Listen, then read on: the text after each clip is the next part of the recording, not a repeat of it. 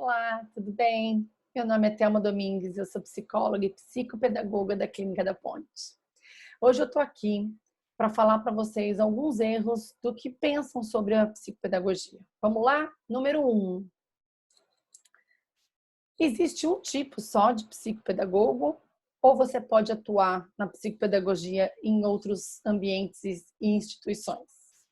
Sim, é um erro achar que a gente só pode atuar na clínica, né? A gente pode atuar na clínica, na área empresarial, institucional, como escolas, hospitais, e já falei ali a clínica, né? A área empresarial tem muito uma questão de sempre o foco vai estar no aprendizado, né? Então, como que essa equipe pode produzir mais, né? Como que ela pode estar se ajudando, tendo mais empatia entre a equipe para poder um aprender mais com o outro, por exemplo, né? Um psicopedagogo empresarial pode fazer isso, né? Tem muito também, é muito parecido isso com a pedagogia empresarial, tá? Bom, então, achei que ficou bom, né? Pelo menos um erro na psicopedagogia, né? Fica parecendo que a gente só trabalha na clínica, não é verdade, né? Muitas escolas, muitos hospitais precisam sim, né? Centros de reabilitação precisam de psicopedagogo. Vamos lá. Vou perguntar uma coisa. Número 2. Vou perguntar para vocês. Pessoas sem dificuldade de aprendizado pode utilizar a prática de psicopedagogia? Né? Podem fazer essa terapia? Hã? Não? Sim, podem. E seria muito bom se as pessoas pudessem utilizar da prática da psicopedagogia, né? Crianças, adolescentes, estimular o aprendizado, por mais que já aprendem, né? Poderiam aprender mais, diversas maneiras, uma melhor autocrítica, né? Sempre a gente tem como desenvolver as nossas habilidades. Então, sim, né? Na nossa clínica, geralmente, a gente trabalha muito com oficinas. Por exemplo, agora a gente vai lançar uma oficina de leitura, acho que vai chamar clube de leitura, mas é a mesma coisa, né? Então você pega as pessoas da mesma faixa etária, crianças já no início da adolescência e adolescentes, né? E aí você vai trabalhar com interpretações de textos e a leitura, né? Essa questão mais crítica e de refletir, né? Sobre as coisas, refletir sobre a condição do outro, né? Como que você enxerga a posição daquele outro que passou por aquela situação. Então, você tem várias habilidades aí que você está estimulando, né? Então, pode sim, tá bom? Mais um erro aí, hein, gente? Vamos lá para o terceiro erro. Gente, esse terceiro erro é até uma crítica que eu também vou fazer, né? Acredito que seja uma crítica construtiva, tá? Então vamos lá. Avaliação psicopedagógica, né? Serve para alguma coisa? E aí? Não estou conseguindo ouvir. Mas na minha cabeça, né? Tá gritando aqui na minha cabeça. Depende, né? Por que que depende? Porque, infelizmente, a gente vê algumas avaliações sendo feitas sem critério, sem testes, né? Ou pelo menos com um protocolo razoável de testes, para realmente a gente ter um mínimo de elementos para se levantar alguma hipótese, né? Então, às vezes, escola pede muito avaliação psicopedagógica, né? E eu acho que a gente deve melhorar o, o, o trabalho que é feito na avaliação, né? Para que médicos, outras pessoas se beneficiam das informações da avaliação psicopedagógica para fechar um diagnóstico. É tão importante, né? Então, a avaliação psicopedagógica, a minha crítica é assim, estudem, fazem cursos de formação, né? Procurem supervisores, procurem testes que são não restritivos a psicólogos que vocês podem fazer, para fazer uma ótima, excelente avaliação psicopedagógica. Tá? É muito importante isso. Bom, aí eu coloquei aqui uma pergunta meio estranha, sabe? A quinta pergunta.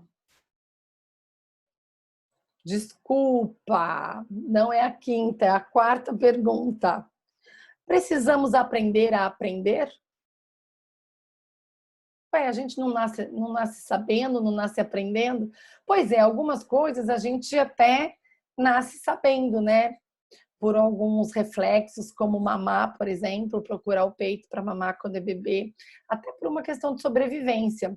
Mas depois, quando a gente começa a fazer coisas mais complexas, né, como a escrita, a leitura, mesmo a fala, a gente modula muito, né, a gente imita muito a fala da outra pessoa, que a gente chama de modelagem, né?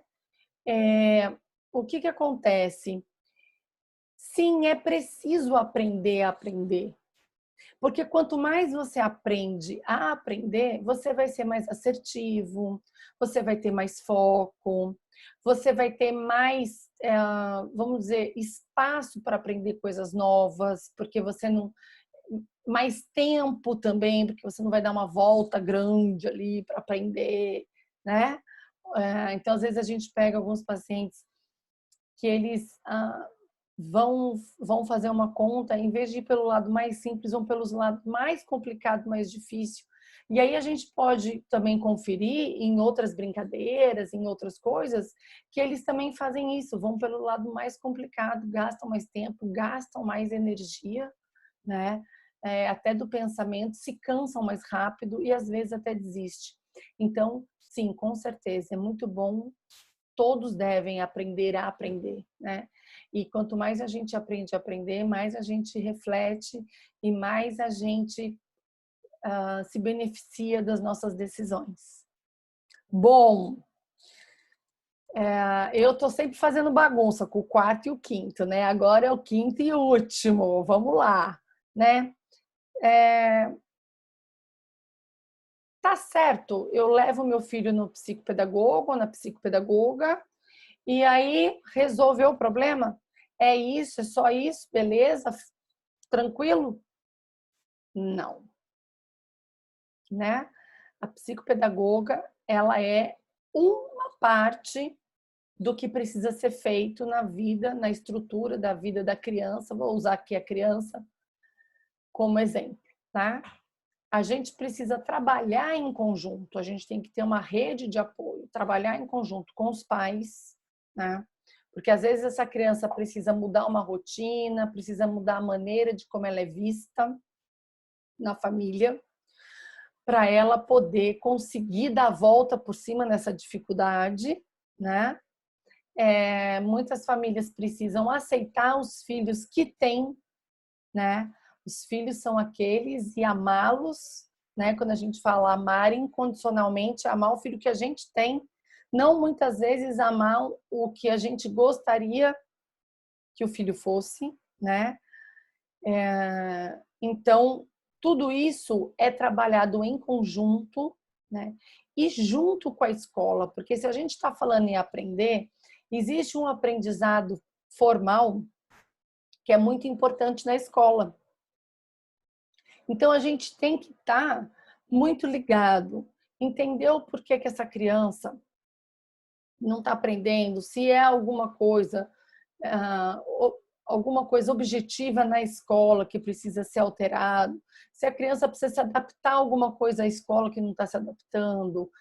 A gente precisa falar a mesma língua, né? E isso é importante para a criança também, para ela ver que todos os principais ambientes dela estão interligados e estão demandando, né, tanto reforçadores como elogios, ou limites da mesma maneira. Isso é muito importante, né? Então, não é só trazer o filho para terapia, não resolve, né? Isso é uma parte muito importante, né? Mas é uma parte do que tem que ser feito. Ok. Então, alguns erros, vou citar alguns erros que a gente acredita do psicopedagogo, né? Ou da psicopedagogia. Por exemplo, primeiro erro, tipos de psicopedagogia, né? Quais são os tipos de profissão que eu posso fazer? Não é só clínica, existem outros tipos. Pessoas com dificuldades podem sim se usufruir da terapia, da psicopedagogia, né? Não só da terapia individual, mas como de oficinas e de grupos, tá? A terapia, ela não faz sozinha o trabalho dessa dificuldade do aprender. Existe um aprendizado formal, geralmente é o que a gente aprende na escola, os conteúdos, e não formal ou informal, né? Que a gente aprende em casa, a gente aprende com os amigos na escola, né? Então, tudo isso tem que estar interligado, né? Para que a criança possa sentir que realmente, em todos os ambientes, ela perpassa pelos mesmos reforçadores e pelos mesmos limites. Bom, outra coisa é a avaliação psicopedagógica, que você é um erro achar que você sai da pós-graduação e que você pode fazer uma avaliação psicopedagógica, né? A não ser que você esteja amparado por um supervisor, ou fazendo um curso, ou tratando isso com alguém, né? Porque a pós-graduação não te dá todos os subsídios no sentido mais profundados na matéria. Você pode passar por todos eles, mas é de uma maneira mais superficial. Então, você precisa de um apoio, de uma supervisão, de um curso. Mesmo a maioria das pessoas faz cursos e tem supervisão, né? Porque sempre um olhar de uma outra pessoa, de quem não está ali, né? O terapeuta que não está trabalhando com o paciente, que está olhando de fora, ele pode enxergar coisas diferentes, tá? É muito interessante esse olhar mais distante, né? E por fim, sim, precisamos aprender a aprender. Não nascemos sabendo aprender, né? Às vezes a gente vai escolhendo e decidindo de uma maneira mais assertiva e vai dando certo. Porém, sempre há maneiras da gente poder estimular, potencializar as nossas habilidades, né? E maneiras da gente aprender melhores do que a gente mesmo faz. Então, é contínuo essa questão do aprender. Bom, gente, eu vou ficando por aqui, mas ainda vou trazer muitas novidades para vocês no campo da psicopedagogia. Foi um prazer, um grande abraço.